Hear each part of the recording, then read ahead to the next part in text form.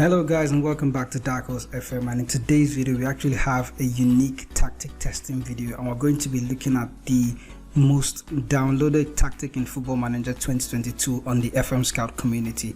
We're currently on the FM Scout page right now, and then we are in the downloads tab, and then we're going to just filter the tactics according to the most downloads, and then we're going to see the tactic that's the Maskadjon 442 Asphyxiating. I actually need to look up the meaning of that word in the dictionary, but that's the 442 tactic. We're just going to give it a quick download. I'm going to see how this tactic works out in Football Manager 2022 and why it's uniquely the most downloaded tactic in the game. It was actually updated in January 2020, that's earlier this year, January 29th. We're going to see how the tactic is. It's a flat 442 as I can see, but the language is different. I think that's Portuguese. I don't know what language. Maskadjon. The updater is actually TOT ISIS. So we're just going to see how the tactic looks in FM 2022, and then we're going to test it out with two teams, and then we'll see the results at the end of the season. So from introduction, we can see that TOT ISIS is actually from Cape Verde. It's an island country in Archipelago in Central Atlantic Ocean. That's brief detail about the guy. And then he also said that he used the web app, a web application. I think this is Rate My Tactic web app that he used to actually check the quality of his tactic and how good his tactic is. And if you don't know about this app, you can actually check it out on FM Scout community. You can actually find this app, or you just go to ratemyapp.web.app, and then you're going to find out this amazing app that you can actually use to check how good your tactic is in Football Manager 2022. You can check gaps. I've actually used this app a lot to see how my tactic rates up and where my loopholes are. This is basically how the app is set up. You can design any tactic that you want. I think there's also a detailed video that I already did previously about Rate My Tactic and how it works. And then you can actually use it to just test out your tactic and then see how you can design the tactic to fit your team, or check out your current tactic that you're using. If there are any loopholes, you can check the ratings here, suggestions as to how you can make the tactic better, and then you can see your penetration score and the rest of all that and how the tactic is built. I can't go into detail about Rate My Tactic, but that's basically how Maskadjon was able to create his most downloaded tactic on FM 2022, and we're going to see just how good the tactic is. So guys, we're back here on Football Manager, and currently we are with Exeter City and Forest Green. I selected two teams in the same division that are identical in every aspect, or to some degree they are identical to some degree, in the sense that Exeter and Forest Green Rovers do have a slight similarity with the player positions that they have. I'm going to use it. I'm going to explain that in a very simple manner. Exeter and Forest Green are favored teams, or are teams that have a 3-5-2 style based on the players that they actually have in their squad. So those two teams using this flat 442 from TOT ISIS is actually, I think those are the top two teams in the division that are actually suited to play in the 3-5-2. So I want them to actually try using a 442 flat just to see how the tactic is going to work out for these two teams. So already by default they are not suited to use a flat 442 tactic, so that's why I'm going to throw the tactic for them and just see how good they can perform using this tactic. So guys, do bear with me if I'm a bit slow with this video, because this is the first time I'm actually using this new skin to play Football Manager 2022, and it's a skin by Vince. You can also find this on the FM Scout community. You can load for skins and then search for the Vince skin tactic. It looks quite nice, I have to admit, the logos and everything, how the whole tactics page is set up. So this is the Maskadjon 442 Asphyxiating. They have two wingbacks, or two inverted wingbacks on support duty, a sweeper keeper on defend. You also have to forgive my neighbor's dog in the background. I don't know why this guy has just been bothering me. It's almost like I can't get through the video without my neighbor's dog interfering. I don't know if he wants to be my assistant manager at some point, but there are two central defenders on defend duty, no ball playing defender this time. And then a unique standout feature from this tactic that I observed: two central midfielders on support.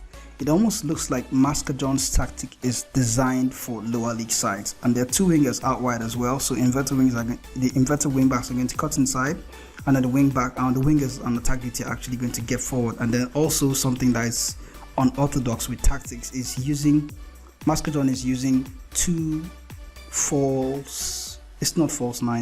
complete forwards on support duty. So the attack is coming from the width then, So just in case you would want to recreate this tactic for yourself, I'm going to go through the player instructions one after the other, and then we're going to see each player's instruction, and also we're going to look at the team instruction. I'm going to start from out of possession instructions, and then we're going to run into the in transition and then the in possession instructions. Basically, the tactical mentality for this tactic is attacking, and then the intensity, as we can see, is all the way to the roof. So it looks like this tactic is just there to oppress the opposition.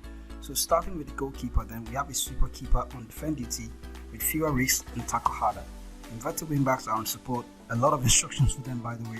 Pass is shorter, take more risks, dribble more, shoot less often, get further forward, close down more, tackle harder, and mark tighter. I'm going to assume that they have identical instructions, and yes, they do. Inverted wingbacks on support duty do have identical instructions, so just replace those instructions for the left and on the right hand side. In the central defender's position, we have a central defender on defend duty, pass is shorter, shoot less, identical instructions for both central defenders.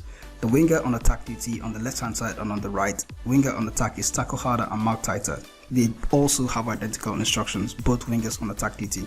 The central midfielders do not have any instructions attached to them. Okay, the central midfielder on the left hand side does not have any instructions, but the central midfielder on the right has pass is shorter, take more risks, shoot less often, tackle harder and mark tighter. I'm starting to feel that this was a mishap, but the tactic looks perfect, so it looks like there is no mistakes here. The complete forwards, then one complete forward has passes shorter, shoot less often, tackle harder and mark tighter. The second complete forward, which is the complete forward on the left hand side, has shoot less often, tackle harder and mark tighter. When the team is out of possession, then we're moving into the team instructions. Now when the team is out of possession, they've been asked to get stuck in, prevent short goalkeeper distributions, press with much more often trigger press, and then use tighter marking. The defensive line is higher and then a higher line of engagement as well. The team has also been asked to show the opposition outside, which is a defend with a narrow width, in case you're using a previous Football Manager version like FM21 or FM20. They've also been asked to use the offside trap while defending from the front. The team has been asked to counter press and to counter, while the goalkeeper has been instructed to distribute the ball to the fullbacks and also to throw it long. So I'm expecting that the defensive line is going to be high, so the goalkeeper is going to need to throw that ball as long as possible. While the team's mentality is on attacking, like we already said, when the team is in possession, then they've been asked to play with the attacking width is fairly standard, so that's fairly wide. The approach play, the team has been asked to pass into space while looking for the overlaps on both flanks. They've also been asked to play out the defense with much shorter passing and extremely high tempo. The team has been asked to run a defense as well while walking the ball into the box and playing low crosses. So these team instructions, then they look pretty familiar to something I'm used to in the previous tactic, but it seems like something that kind of works in FM22 this year, so kind of mark them out, guys. I'd want to assume that there are no set pieces, but my new brain kind of told me not to just jump into conclusion, that I should actually go and look at the set pieces in case there are actually set pieces attached to Maskadjon's 442. But in case there are no set pieces, remember that you can always attach your own set pieces by adding. But then we can see the Kashmir right defensive set piece on this particular tactic. There's a Kashmir set piece routine on the left and on the right. Then on the left hand side is the CDL routine, and then on the Kashmir. So that's basically how the defensive corners are set up. This is the way it's set up on the right. This is the way it's set up on the left hand side. On attack duty, then the corner is set up as the TH left corner. So corners cross to the left hand, to the near post as well, and on the right hand side is another near post corner. So that looks like a thing when Maskadjon was actually creating this tactic. I don't know if it's going to work in this current version of FM though. We're yet to find out. So guys, that's basically the summary of the tactic. That's the Maskadjon 442, the most downloaded tactic in Football Manager 2022 on the FM Scout community network, or the FM Scout web page. So we're going to go through to the end of the season and see how well these two teams do. We're also going to look at the game that they play against each other and see just how good the tactic works when it's coming up against itself. That's when the Maskadjon 442 is facing the Maskadjon 442. So we're going to see how Exeter and Forest Green turn out. Obviously, when it comes to player routines, or when it comes to individual players, that might play a factor. If Forest Green is a slightly better team, we'll actually have to look at that now. Looking at the club information, then we can see that Forest Green Rovers are predicted to finish in 3rd place, while Exeter City are predicted to finish, where are they? They are predicted to finish in 5th. So both teams are almost similar in their own sense, so they are fairly even. That's the way I'm going to put it. So we're going to see how well they match up against one another with this tactic. So we're back at the end of the season, and currently we can see that Forest Green came up first after predicting to finish third. So they outdid themselves. They went on to win the league, and they went on to get promoted to the Skybet League 1. And that's how well it turned out for them. But Exeter City on the other hand, they are currently 12, and they look like they're not grayed out, or they're not in bright green. So I have to admit the manager has probably been sacked. So just looking at that, yeah, the manager at Exeter City has also been sacked. So the season didn't go that well for them. It did go well for Forest Green though, because they had a goal difference of 58, and then they racked up 104 points in the process. So let's just see how well the entire season went out for them. Looking at their stats in detail, we're going to actually close off on Exeter. By the way, the next time we're probably going to see them is in the game against Forest Green, I guess. So looking at the goals, Forest Green were able to score 105 goals in the Skybet League 2. That's a whole lot of goals for a team that is in League 2. I have to admit, most possession, by the way, Forest Green were right up there as well with Leyton Orient. They had 57% possession. Looking at the most shots, they had the highest amount of shots, by the way, 885, and then the highest points per game, 2.26. So the tactic really worked well for them. But you can see Exeter City right here, most tackles won, 747. They're right up there, right above Forest Green as well. They're in first. Most tackles won, most dribbles were made by Exeter City as well. So as much as the tactic did badly for them, it seems like something else went wrong in their season that actually helped them, or that actually caused them to have a bad season overall. But all in all, the tactic did work well for Forest Green. In the player stats then, there's no really standout feature with how the tactic helped individual players really succeed. But looking at the most penalties, Regan Hendry did well in penalties. Highest cross completion, Bailey Cargill. Nicky Cadden and Ben Stevenson had the highest amount of assists from Forest Green with 14 and 12 respectively. Jack Aitchison also had 11 assists. Looking at the most goals then, Omabogo had 38 goals. And then looking at, hold on a minute, how did he score 38 goals? He's 6'3". How am I even bothering?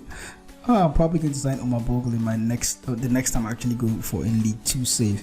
But no players then in the top scorers list from Forest Green, but there's one from Exeter City, Sam Nombe. Sam Nombe was able to rack 23 goals, but his team didn't actually do that well. So it shows that the tactic was working to some extent for Exeter, but probably something else was going off in their season. That's why it didn't actually work as well as it did with Forest Green. So that's how well the tactic did work for Forest Green. You can try it out for yourself. I'm just looking at the schedule just to see how well the tactic did when it faced off against itself. Looking at looking at Forest Green's fixtures now, then we can see that they did beat Exeter City 2-1 in the first meeting away from home. Jamil Matt and Josh Marsh got the goals for Forest Green in that game. And then looking at the second meeting between both sides, Forest Green did play at home to Exeter City, and then they beat Exeter City 3-0. We can actually see the results for this game. A goal in the first half as early as 9 minutes for Jamil Matt, and then Matty Stephen rounded up the victory with 2 goals, one immediately after Matt's goal, and then in the 27th minute. The game was basically done and dusted before halftime, and then ever since then there were no more chances, no more goals, and then Exeter never really found their way back into the game afterwards. So that's how quickly one version of the tactic was able to blow off the other, even though they are both identical tactics. Like, I have to admit, Exeter City could probably have a better season with this tactic in their second season, but so far so good in this current save. The tactic didn't work well for them. I don't know what else was the problem internally that it worked out badly for them, but it did help Forest Green rack up the amount of goals that it did, and it also helped them get promoted. So you can test out the tactic for yourself and see if you like it. Also see if you can tweak it, if you can tweak the tactic to suit your needs. Like I said earlier in the video, you can take it to the Rate My Tactic app and actually tweak the tactic for yourself and see where the loopholes are, see how you can redesign the tactic to suit your needs. And then remember also, if you're new to the channel, also remember to hit the subscribe button and also to turn on the notifications bell as well, so you can get notified when new tactic videos come up. Tactic for lower league sides, mid-table teams, and sub-top teams as well. So I'll catch you guys in the next video with more tactics. Stay tuned, and I'll catch you in the next video.